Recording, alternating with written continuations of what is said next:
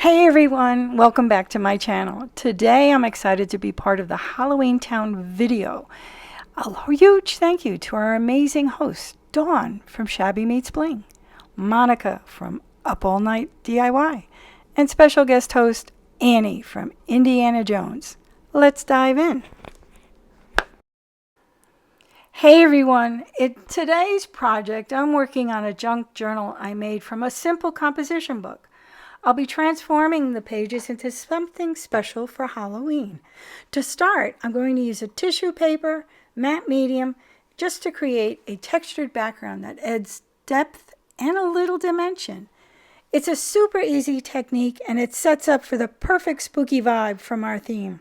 Stick around and I'll show you how it all comes together. Now that our background is dry, I'm going to add a little extra detail using a stencil and some ink.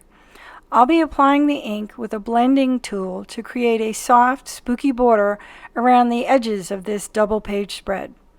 It adds just the right amount of texture and frames the whole design beautifully. This is a great way to tie everything together while keeping it fun and easy.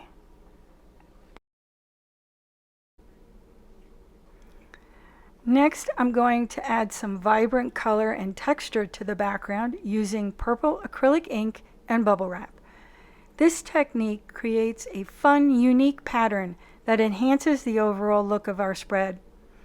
After that, I'll grab a script stamp and some distress oxide and ground coffee to add more detail to the page. This will give it that lovely layered effect, tying all the elements together beautifully.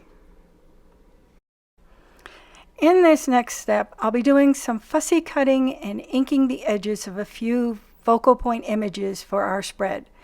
First up is this bottle. I'm going to add eye images from a stamp I made in a previous video to give it some creepy character.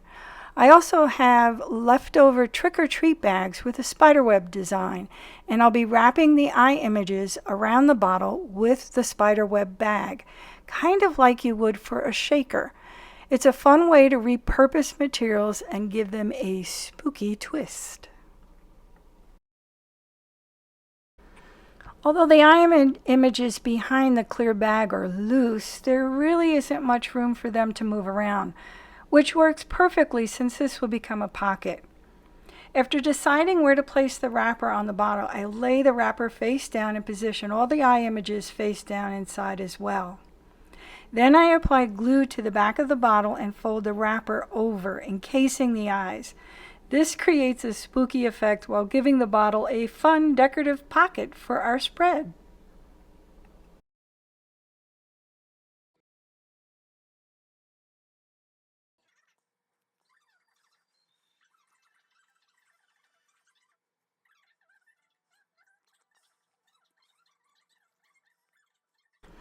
Now it's time to create the pocket. I've set up some images, arranging them in a way that I think looks good. Next, I'll glue them together, and then attaching cardstock to the background just to give it a little bit of stability. Once that's done, I'll glue 3 sides of the pocket and attach it to the page. Then using some weight to hold it down until the glue dries. This will ensure everything stays in place and adds a nice layered effect to our spread.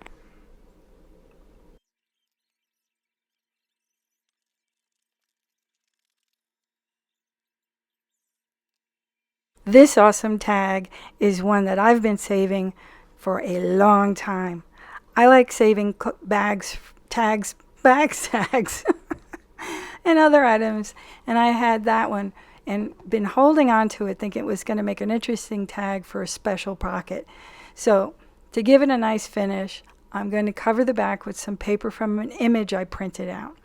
I'm going to use an emery board to file off the edges, and then I'm going to ink them to give it a polished look. I'll post the who, what, and where I got these images from below, so if you're interested, you can check them out. Finally, I'm going to add a ribbon that was hanging around on my desk, and that way it's going to be ready to go.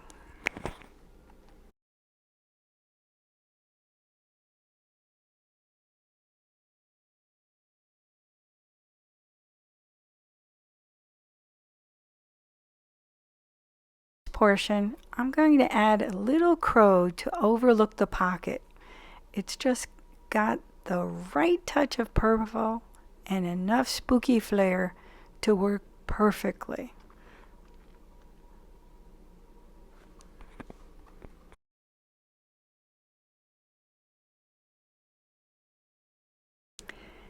In another video, I created this tag, and it's been waiting patiently for a home.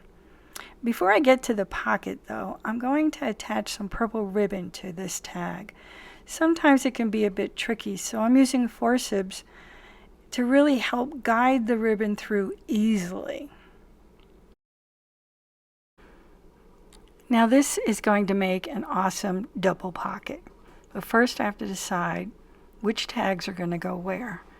And this is always a dilemma for me.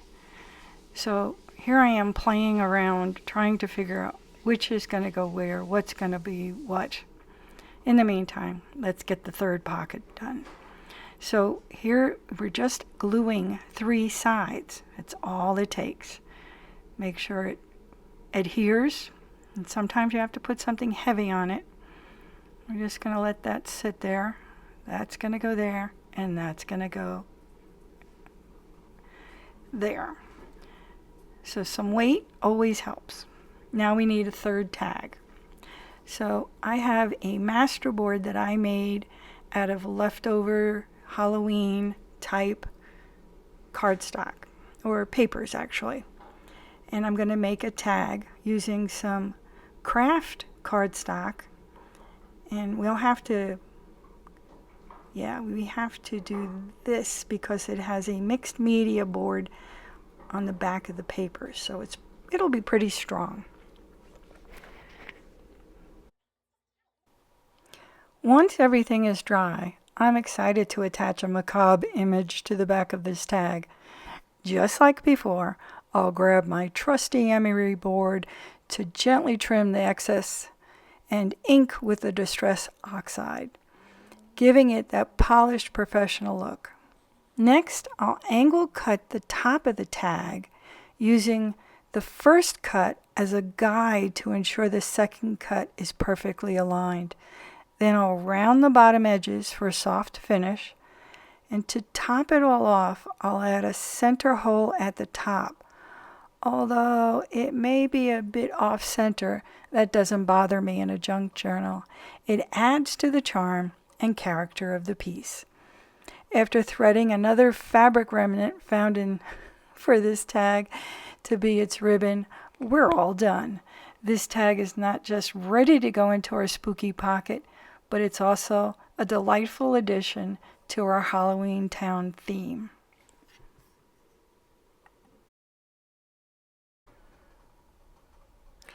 And that wraps up our Halloween Town journey. I want to give a huge thank you to our amazing hosts, Dawn from Shabby Meets Bling, Monica from Up All Night DIY, and a special shout out to our guest host, Annie from Indie Annie Jones. It's been such a fun collaboration, and I hope you're feeling inspired. Don't forget to check out the other amazing videos in this Halloween collaboration. There's so much spooky goodness to discover. If you enjoyed this video, please give it a thumbs up, leave a comment, and share it with your friends. And if you haven't already, hit that subscribe button so you never miss on future creative adventures. Thanks so much for watching, and I'll see you in the next one.